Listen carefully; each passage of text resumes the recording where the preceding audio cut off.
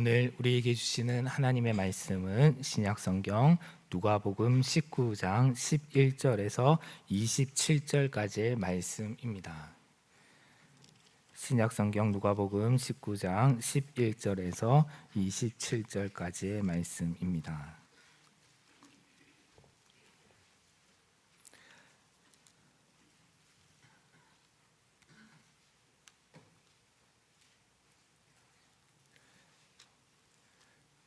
제가 하나님의 말씀을 봉독합니다.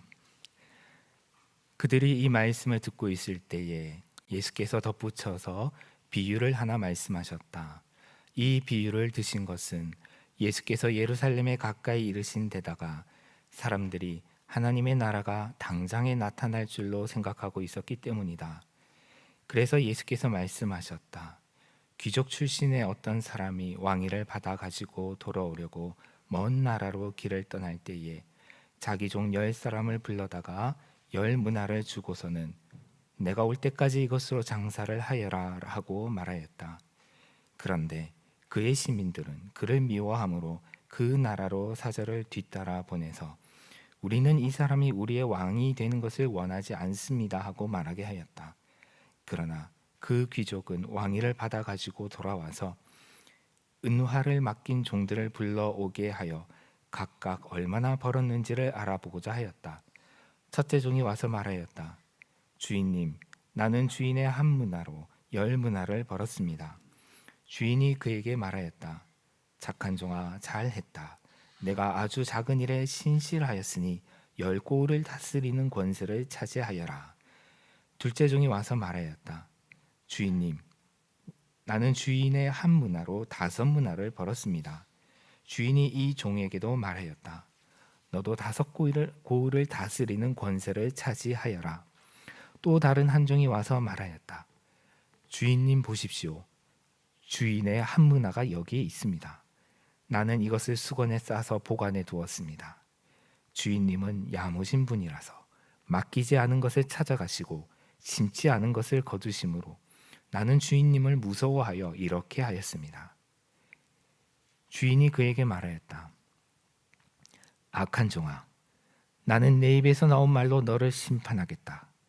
너는 내가 야무진 사람이라서 맡기지 않은 것을 찾아가고 심지 않은 것을 거두가는 줄 알고 있었지. 그러면 어찌하여 내 은화를 은행에 예금하지 않았느냐? 그랬더라면 내가 돌아와서 그 이자와 함께 그것을 찾았을 것이다. 그리고 그는 곁에 서 있는 사람들에게 말하였다. 이 사람에게서 한 문화를 빼앗아서 10문화를 가진 사람에게 주어라. 그들이 주인에게 말하기를 주인님, 그는 10문화를 가지고 있습니다 하였다. 내가 너희에게 말한다. 가진 사람은 더 받게 될 것이요 가지지 못한 사람은 그가 가진 것까지 빼앗길 것이다. 그리고 내가 자기들의 왕이 되는 것을 원하지 않은 나의 이 원수들을 이리로 끌어다가 내 앞에서 죽여라. 아멘. 오늘은 교회력에서 왕이신 그리스도의 주일이라고 부르는 날입니다. 왕이신 그리스도의 주일은 예수 그리스도가 온 세상의 왕이심을 기념하는 절기입니다. 교회력의 마지막 주일로 보통 매해 11월 20일에서 11월 26일 사이의 일요일이 왕이신 그리스도 주일로 정해집니다.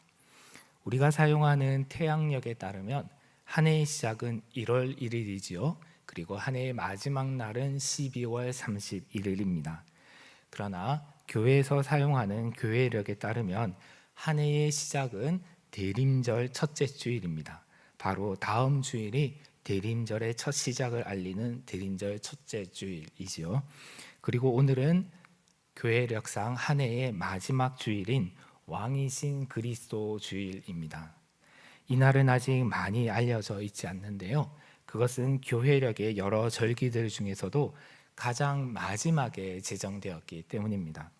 지금으로부터 정확히 100년 전인 1925년에 제정되어서 1926년에 처음 시행되었습니다. 아마 당시 이 세계사의 정황을 아실 것이라 생각하는데요. 당시는 이탈리아의 국무총리 베니토 무솔리니가 스스로 최고 통치자를 뜻하는 두체라는 칭호를 사용하면서 파시즘을 주도하였고, 그리고 독일에서는 아돌프 히틀러가 나치당의 수장이 되어서 대중들을 선동하며 독일을 전체주의로 몰아가고 있었습니다. 그리고 몇 년 후인 1933년에는 히틀러가 독일의 총리가 되어서 전 세계를 전쟁의 소용돌이로 밀어넣은 것을 우리는 잘 알고 있습니다. 이러한 상황 가운데서 1925년에 교황 비오 11세가 유럽의 전체주의적인 폭력에 맞서서 오직 그리스도만이 진정한 통치자이심을 선포하고자 제정한 것이 왕이신 그리스도주의입니다. 그것을 장로교, 감리교, 루터교, 성공회 등에서 환영하면서 받아들였고 공동성서정과에도 포함되어 있습니다. 지금 우리가 속한 대한예수교 장로회 총회에서도 이를 기념하고 있습니다. 처음에 제정될 때는 10월 마지막 주일을 왕이신 그리스도 주일로 지정했는데요. 1970년에는 이 왕이신 그리스도의 주일에 있는 종말론적인 의미가 더욱 강조되면서 지금처럼 대림절 첫째 주일의 바로 전주, 곧 교회력의 마지막 주일로 옮겨져서 지켜지고 있습니다. 예수님의 다시 오심을 기대하는 대림절로 시작된 교회력은 종말의 마지막 날에 약속하신 대로 왕으로 다시 오실 예수님을 기념하는 왕이신 그리스도의 주일로 마무리가 됩니다. 그래서 오늘은 예수 그리스도께서 왕으로 다시 오실 것을 기다리면서 오늘 우리는 어떻게 살아야 하는지를 오늘 본문 말씀을 통해서 함께 듣고자 합니다. 오늘 본문은 일반적으로 은열무나의 비유라는 제목으로 알려진 말씀입니다. 누가복음은 예수님께서 갈릴리에서 사역을 하시다가 예루살렘으로 올라가셔서 예루살렘에서 돌아가시는 그런 구조로 되어 있습니다. 먼저 1장에서 4장 14절까지는 예수님께서 탄생하셔서 세례를 받으시고 사탄에게 시험을 받으신 내용이 기록이 되어 있고요. 4장 14절부터 9장 50절까지는 본격적으로 공생애를 시작하신 후에 갈릴리에서 사역을 하신 그 내용이 기록되어 있습니다. 그리고 9장 51절부터 19장 27절까지는 예수님께서 이 갈릴리를 떠나서 예루살렘으로 올라가는 그 과정에 일어난 그 일들을 기록하고 있는데요. 여기에는 많은 비유들이 포함이 되어 있습니다. 그리고 19장 28절부터 마지막까지는 예수님께서 예루살렘에서 행하신 순환과 죽음, 그리고 행하신 일들과 순환과 죽음, 그리고 부활과 승천에 대한 이야기들로 이렇게 누가복음이 마무리되고 있습니다. 그 중에 오늘 본문은 예수님께서 예루살렘으로 가시는 그 길에 관문인 여리고를 지나실 때, 곧 갈릴리에서 예루살렘으로 향하는 그 여행이 거의 끝나갈 때쯤에 하신 말씀입니다. 이 말씀을 하시고 나서 예수님은 여리고를 떠나서 이제 예루살렘으로 올라가십니다. 여리고에서 예루살렘으로 올라가는 길은 거리가 약 27km가 되고요. 그리고 높이도 약 1km가 되는 힘겨운 오르막길이었습니다. 주님은 그 길을 올라서 예루살렘에 입성하신 뒤에 약 일주일 후에 십자가에 못 박혀서 돌아가시게 될 예정이었습니다. 그래서 오늘 본문 11절은 다음과 같이 시작하고 있습니다. 그들이 이 말씀을 듣고 있을 때에 예수께서 덧붙여서 비유를 하나 말씀하셨다. 이 비유를 드신 것은 예수께서 예루살렘에 가까이 이르신 데다가 사람들이 하나님의 나라가 당장에 나타날 줄로 생각하고 있었기 때문이다. 여기서 이 말씀을 듣고 있을 때라는 것은 오늘 본문 바로 앞에 나오는 세리장 삭개오에게 하신 그 말씀을 사람들이 듣고 있을 때라는 그런 뜻입니다. 그러므로 예수님께서 이 은열무나의 비유를 말씀하신 장소는 삭개오의 집이었던 것으로 추정됩니다.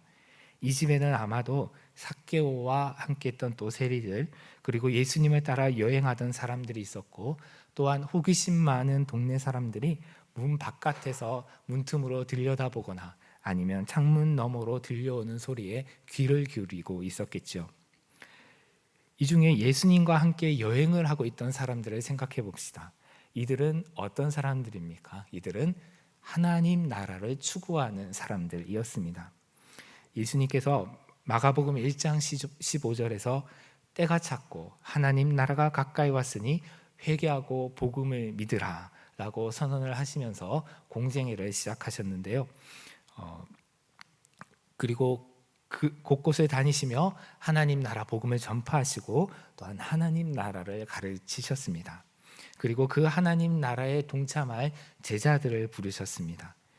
그런데 방금 읽은 11절에 의하면 그들 곧 하나님 나라에 대한 그 메시지를 듣고 예수님의 부르심을 듣고 예수님과 함께 그 여행에 동참해서 갈릴리에서 나사렛으로 올라가고 있던 사람들은 그 하나님의 나라가 당장에 나타날 것이다 라고 그렇게 기대하고 있었습니다. 이러한 기대가 오늘 본문보다 조금 앞쪽인 누가복음 17장 20절에서 22절에 기록된 하나님 나라의 도래의 시기와 장소에 대한 문답에 반영이 되어 있습니다. 여러분 함께 누가복음 17장 20절에서 22절을 함께 찾아보시겠습니까? 찾으신 분들은 함께 한 목소리로 읽어보겠습니다. 바리새파 사람들이 하나님의 나라가 언제 오느냐고 물으니 예수께서 그들에게 대답을 하셨다. 하나님의 나라는 눈으로 볼 수 있는 모습으로 오지 않는다. 또 보아라 여기에 있다 또는 저기에 있다 하고 말할 수도 없다. 보아라 하나님의 나라는 너희 가운데에 있다. 그리고 제자들에게 말씀하셨다.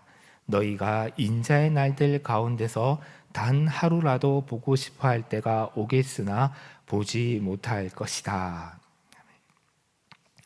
바리새인들은 예수님에게 하나님 나라가 어느 때에 임합니까? 당신께서 하나님 나라가 가까이 왔다라고 말씀하시고 곳곳에서 하나님 나라의 복음을 가르치셨는데 도대체 그 하나님의 나라는 언제 임합니까? 라고 그렇게 예수님께 여쭤보았습니다. 당시 유대인들 사이에는 메시아 대망 사상이라는 것이 있었습니다. 그들은 메시아가 오면 로마의 압제로부터 자신들을 해방시키시고 과거 우리가 일제강점기에 일제치하에 있었던 것처럼 주권을 잃고 로마의 식민지로 있었기 때문에 메시아가 로마의 압제로부터 유대민족을 해방시키시고 다윗의 나라를 회복하실 것이다 라고 그들은 기대하였습니다. 곧 그들이 기대한 나라는 정치 체제로서의 독립된 왕국이었던 것이죠. 그러나 예수님은 하나님의 나라는 눈으로 볼 수 있는 모습으로 오지 않는다. 또 보아라 여기에 있다 또 저기에 있다 하고 말할 수 없다. 보아라 하나님의 나라는 너희 가운데 있다라고 그렇게 대답하셨습니다. 곧 예수님은 하나님의 나라를 어떤 역사적인 왕국으로 독립된 정치적인 국가로 생각하는 이들에게 하나님의 나라는 이 땅의 나라들처럼 어떤 구체적인 시각과 장소에 한정되는 것이 아니라 시간과 장소를 초월해서 하나님 나라를 사모하는 이들의 마음속에 임하는 것이다 라고 그렇게 가르쳐 주셨습니다. 그런데 하나님 나라에 대한 오해는 비단 바리새인들 뿐만이 아니라 예수님의 제자들과 또 주님을 따라 함께 길을 걷고 있던 사람들 중에서도 있었던 것으로 보입니다. 그것은 야고보와 요한의 어머니가 두 아들을 데리고 예수님께 따로 나와서 나의 이 두 아들을 선생님의 나라에서 하나는 선생님의 오른쪽에 하나는 선생님의 왼쪽에 앉게 해주십시오라고 청탁하였던 것을 보면 잘 알 수가 있습니다. 이 세베대의 두 아들들의 어머니는 예수님께서 예루살렘에 가시면 곧 다윗의 나라를 건설하실 것이고 그러면 자신의 두 아들이 예수님의 좌편과 우편에 앉게 되기를 바랬던 것이지요. 이처럼 그들은 이제 예수님께서 예루살렘에 올라가시면 그 대중적인 지지를 바탕으로 그곳에서 왕위에 오르시고 또 그간 보여주셨던 놀라운 권능으로 독립된 나라를 이루실 것이다 라고 기대하였습니다. 이처럼 예수님을 따라 갈릴리에서 예루살렘으로 여행을 하던 이들조차도 하나님 나라에 대한 가르침을 듣기는 들었지만은 제대로 이해하지 못하였던 것입니다. 그래서 예수님은 누가복음 17장 22절 조금 전에 읽었던 곳에서 제자들에게 너희가 인자의 날들 가운데 단 하루라도 보고 싶어 할 때가 오겠으나 보지 못할 것이다 라고 말씀하셨습니다. 이때 인자의 날들이라는 것은 구약의 다니엘서 7장 13절과 14절을 참조하면 그 의미를 보다 명확히 알 수 있습니다. 제가 새한글 번역으로 읽어드리겠습니다. 내가 밤에 이러한 환상을 보고 있을 때에 인자 같은 이가 오는데 하늘 구름을 타고 와서 옛적부터 계신 분에게로 나아가 그 앞에 섰다. 옛부터 계신 분이 그에게 권세와 영광과 나라를 주셔서 민족과 언어가 다른 무배성이 그를 경배하게 하셨다. 그 권세는 영원한 권세여서 옮겨가지 않을 것이며 그 나라가 멸망하지 않을 것이다. 그러므로 누가복음 17장 22절에서 인자의 날들이라는 것은 인자가 곧 예수님이 하나님으로부터 통치권을 받아서 만국의 모든 이들을 다스리는 그 시대를 말하는 것이라 생각됩니다. 이런 맥락에서 당시 유대인들은 메시아가 예루살렘에서 하나님으로부터 통치권을 받아서 로마의 식민 통치를 끝내고 다윗의 왕국을 계승하는 새로운 나라를 건설하는 것을 고대하였습니다. 그러나 예수님은 당신을 따르는 이들에게 너희가 고대하는 그 인자의 날은 보지 못할 것이다 라고 말씀하셨습니다. 하지만 당시 제자들은 예수님의 그러한 말씀을 잘 깨닫지 못하였던 것 같습니다. 그래서 예수님은 예루살렘으로 향하는 그 여행이 맞춰가는 오늘 본문의 그 시점에서 이를 비유로 다시 한번 말씀하셨습니다. 오늘 본문 열문화의 비유에서 중심 인물은 누구입니까? 12절에 나오는 어떤 귀족이죠. 귀인. 곧 귀족 출신의 어떤 사람입니다. 여기서 귀인으로 번역된 헬라 단어는 그 출생이 고귀하다, 출생이 고귀하다라는 그런 뜻을 가지고 있습니다. 그러므로 이 비유에서 고귀한 혈통으로 태어난 사람은 바로 다윗의 자손이며 성령으로 잉태되어 동정녀의 몸에서 태어나신 예수님을 의미하는 것이 분명합니다. 이 귀인이 어느 날 왕위를 받아오려고 먼 나라로 가게 되었습니다. 이것은 당시 관습을 배경으로 말씀드리면 한 지역을 다스리는 왕이 제국 전체를 다스리는 황제로부터 공식 임명장을 받기 위해서 황제가 있는 곳으로 여행을 떠난 것이라 이해하면 될 것 같습니다. 조금 전에 읽어드렸던 다니엘서 7장에도 보면 예수님이 하나님으로부터 통치권을 받으셨다라고 되어 있지 않습니까? 그래서 이 여행으로 인해서 그 귀인은 일정 기간 동안 그 땅, 그 지역을 비우게 되었습니다. 그래서 그는 자신의 종 10사람을 불렀습니다. 그리고 각각에게 은 한 문화씩 나누어 주면서 내가 돌아올 때까지 장사하여라 라고 분부하였습니다. 문화는 100달란트, 100데나리온에 해당하는 금액인데요. 이것은 한 노동자의 석 달 품삯에 해당하는 금액이라고 합니다. 그러니까 정말 큰 거액이라고 할 수는 없지만은 결코 작은 액수도 아닙니다. 만약 여러분에게 약 1,000만 원 정도의 금액과 그것으로 장사를 하라는 명령이 주어진다면 여러분은 어떻게 하겠습니까? 아니 이거 가지고 장사를 어떻게 하지? 라고 그렇게 생각을 할 수도 있겠죠. 그런데 그 귀인이 그곳을 떠나 있는 동안에 그곳에서는 여러 가지 일들이 일어났습니다. 가장 먼저 14절에 의하면 그 귀인을 미워하는 백성들이 황제에게 사자를 보내어서 우리는 이 사람이 우리의 왕됨을 원하지 아니하나이다 라고 청원을 하였습니다. 다시 말해서 몰래 반역을 꾀한 것이다 라고 할 수가 있습니다. 이들은 나중에 그 귀인이 왕위를 받아 돌아왔을 때에 27절에 보면 그 반역죄로 인하여서 처형을 당하고 맙니다. 그러면 이 사람들은 누구를 의미하는 걸까요? 그 귀인이 예수님을 의미하므로 이들은 예수님을 왕으로 인정하지 않고 십자가에 못 박아 죽인 종교 지도자들과 그들에 의해서 충동되어서 예수를 십자가에 못 박으라고 외치던 유대인들임이 분명합니다. 다음으로 그 귀인의 종들이 어떻게 했는지 살펴보겠습니다. 그런데 10명의 종들에게 은 한 문화씩 나누어 줬는데요. 그 10명의 종들의 이야기가 다 기록된 것이 아니고 오직 그들 중에 3사람의 이야기만 기록이 되어 있습니다. 그러나 이 사람은 그 10명을 대표하는 3가지 유형의 사람들이다라고 할 수가 있습니다. 먼저 첫 번째 사람, 첫 번째 유형은 주인의 명령에 순종하여서 장사를 해서 무려 10배의 수익을 거두었습니다. 그는 주인의 명령에 순종해서 매우 성실하게 지혜롭게 일한 사람입니다. 다음으로 두 번째 유형의 사람도 장사를 해서 5배의 수익을 거두었습니다. 이 두 번째 유형 역시 주인의 명령에 순종하여서 어느 정도 열심히 일을 하고 이윤을 남겼습니다. 물론 장사에는 자본금 외에도 많은 요소들이 작용하지요. 어떤 업종인지, 그리고 장소는 어디인지, 또 당시 시장 상황은 어떠한지 고려해야 될 많은 요소들이 있습니다. 그러나 성경 속의 비유는 어떤 진리나 지혜를 사람들이 이해하기 쉽도록, 또는 그 반대의 목적으로 단순하게 한 가지의 초점을 가지고 이야기하는 것이기 때문에 오늘 그런 것들은 우리가 고려하지 않아도 되겠습니다. 그래서 오늘 본문의 은 열문화의 비유에서 말하는 5문화, 10문화는 단순히 경제적으로 얼마나 이윤을 남겼는지를 말하는 그런 수치는 아닙니다. 다시 말해서 5배, 10배의 이윤은 생산성이나 효율성을 평가하기 위한 수치는 아닙니다.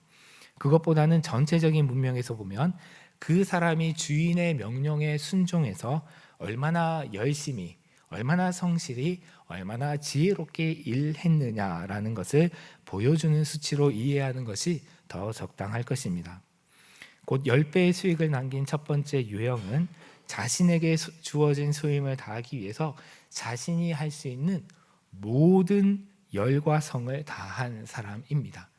열이라는 숫자가 완전하게 자신의 모든 것을 다 바쳤다라는 것을 보여주는 것이죠.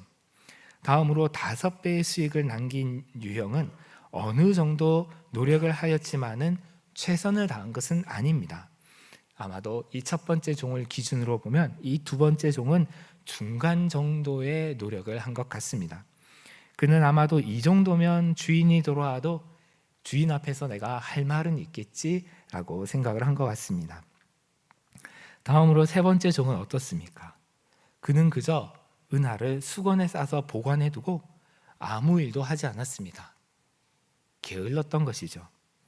그러면서도 그는 다음과 같이 핑계를 대었습니다. 21절을 보면 주인님은 야무진 분이어서 맡기지 않은 것을 찾아가시고 심지 않은 것을 거두심으로 나는 주인님을 무서워하여 이렇게 하였습니다.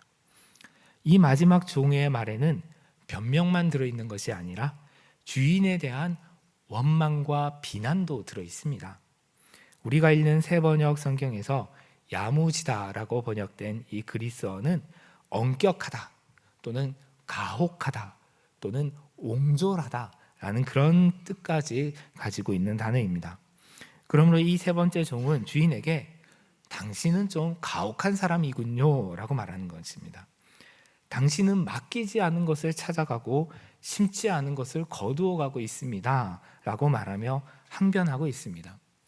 다시 말해서 당신이 맡긴 것은 은 한 문화밖에 없는데 당신은 지금 당신이 맡기지 않은 것까지 달라고 하고 있으니 당신은 참 가혹하고 비열한 사람입니다 라는 말뜻이 여기 들어 있습니다.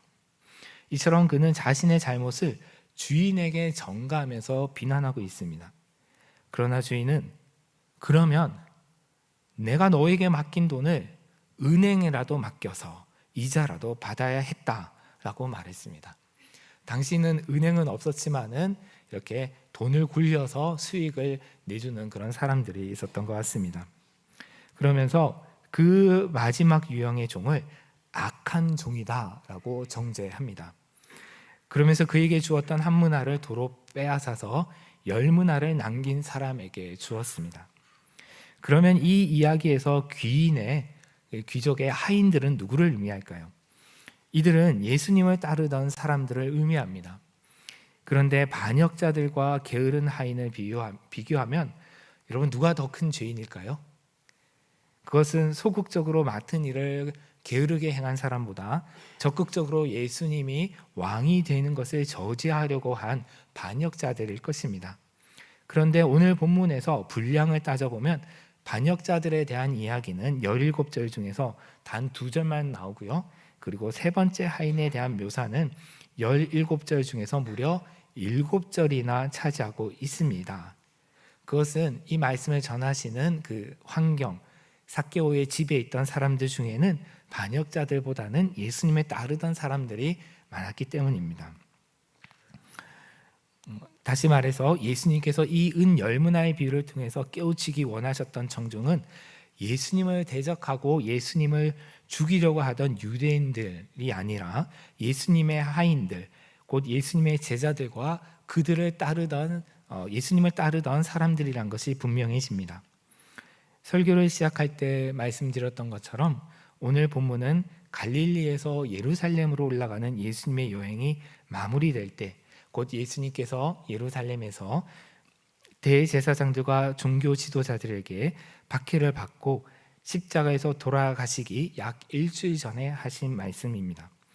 지금까지는 제자들과 약 3년 동안 동행하시면서 그들에게 하나님 나라의 복음을 가르치시고 병든 자를 치유하시고 귀신 들린 자를 고치시며 그들에게 하나님의 나라가 임하게 하셨지만 예수님과 함께 있는 것 그 자체가 하나님의 나라가 그 마음에 있는 것 아니겠습니까?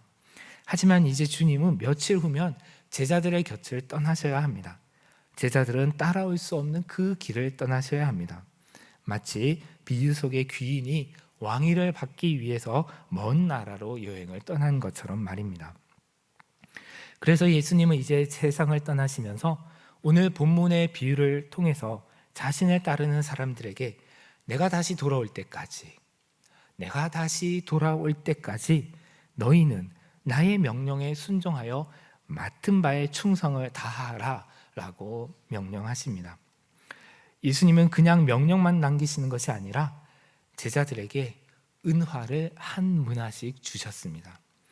그 은화는 아마 그들이 그동안 예수님으로부터 받은 은혜와 사랑, 또 그 말씀과 삶을 통해 배운 것들, 직접 보고 느끼고 경험한 그런 것들이겠죠. 그런 것들을 가지고 하나님 나라를 위해서 장사를 하라고 말씀하셨습니다. 주님의 그 은혜와 하나님 나라의 값진 보화를 그 혼자 간직하는 것이 아니라 장사를 하라라고 말씀하셨습니다. 그것은 경제적인 이윤을 거두어 드리라라는 것이 아니라 하나님 나라의 세상 그 무엇과도 비교할 수 없는 값진 보화를 사람들에게 팔라는 것입니다. 물론 그 보화는 사람들이 돈으로 주고 살 수 없고 오직 믿음으로 살 수 있는 것이죠. 하나님께서 사랑하시는 한남대학교의 성도 여러분, 여러분께서 받으신 은혜는 무엇입니까? 그리고 우리 교회가 주님으로부터 받은 은혜는 무엇입니까? 주님은 비유 속에서 10명의 종을 불러서 모든 사람들에게 공평하게 은화를 하나씩 맡기셨습니다. 우리도 분명 주님께서 각자에게 맡기신 은화가 있습니다. 지난 2025년이라는 한 해를 살아오면서 그 시간이 또한 주님께서 우리에게 주신 은혜일 수가 있고요. 또한 그 시간을 살아올 수 있었던 건강, 지혜와 재능과 재물들, 그리고 셀 수 없는 수많은 은총들, 그리고 공동체적으로는 이렇게 함께 예배를 드릴 수 있는 하나님 나라의 공동체 성도들, 이 모든 것들이 하나님께서 우리에게 주신 은화가 아닐까요? 오늘은 교회력으로 한 해의 마지막 주일인 왕이신 그리스도 주일입니다. 오직 그리스도 예수만이 우리의 참된 왕이심을 고백하며 왕이신 주님 앞에서 한 해를 돌아보고 우리가 맺은 열매를 주님께 드리는 날입니다. 주님께서 우리에게 맡기신 은혜로 우리가 어떠한 열매를 남겼는지, 주님께서 우리에게 주신 한 문화로 우리가 하나님 나라의 장사를 얼마나 성실히 하였는지를 돌아보는 날입니다. 만약 오늘 종말이 임하여 주님께서 돌아오셔서 주님께서 우리 앞에 오셔서 내가 맡긴 한 문화로 어떻게 살아왔는지 무엇을 남겼는지 물으신다면 여러분은 주님께 무엇이라고 대답하시겠습니까? 우리 교회는 주님께 무엇이라고 대답할 수 있겠습니까? 주님께 무엇을 드릴 수 있겠습니까? 10문화를 드릴 수 있겠습니까? 아니면 5문화라도 내어놓을 수 있겠습니까? 그것도 아니라면 그저 부끄러운 한 문화를 내어놓겠습니까? 한 가지 다행인 것은 우리는 아직 오늘 본문으로 보면 14절과 15절 사이에 있다는 것입니다. 14절에는 귀인이 왕위를 받으러 떠난 후에 그의 대적자들이 몰래 사람들을 보내어 방해하는 내용이 있고 15절에는 귀인이 왕이 되어서 귀환하여 종들을 불러내어서 결산하는 내용이 기록되어 있습니다. 부활하신 예수님은 내가 다시 오겠다, 속히 오겠다라고 약속을 남기고 떠나신 이후에 아직 돌아오지 않으셨습니다. 언젠가는, 아니 곧 다시 돌아오시겠지만은 우리는 지금 14절의 시간을 살고 있고 15절의 시간은 아직 오지 않았습니다. 그러므로 교회력의 한 해의 마지막 주인 이번 주간 정직하게 자신을 돌아보며 새로운 다짐을 품는 시간으로 삼읍시다. 우리가 예수님의 제자라면, 그분을 따르는 사람이라면 또한 우리는 하나님 나라의 장사꾼입니다.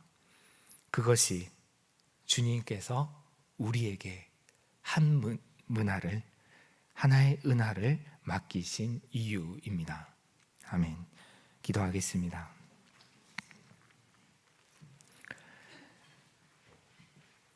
만왕의 왕이신 하나님, 왕 되신 주님께서 다시 오실 날을 기다립니다. 그때까지 저희에게 맡겨주신 한 문화로 하나님 나라를 위해 성실하고 진실되게 살아 왕 되신 주님께서 다시 오셨을 때 저희가 맺은 열매들을 기쁘게 드릴 수 있도록 무익한 종인 저희에게 은총을 베풀어 주시옵소서. 예수님의 이름으로 기도드립니다. 아멘.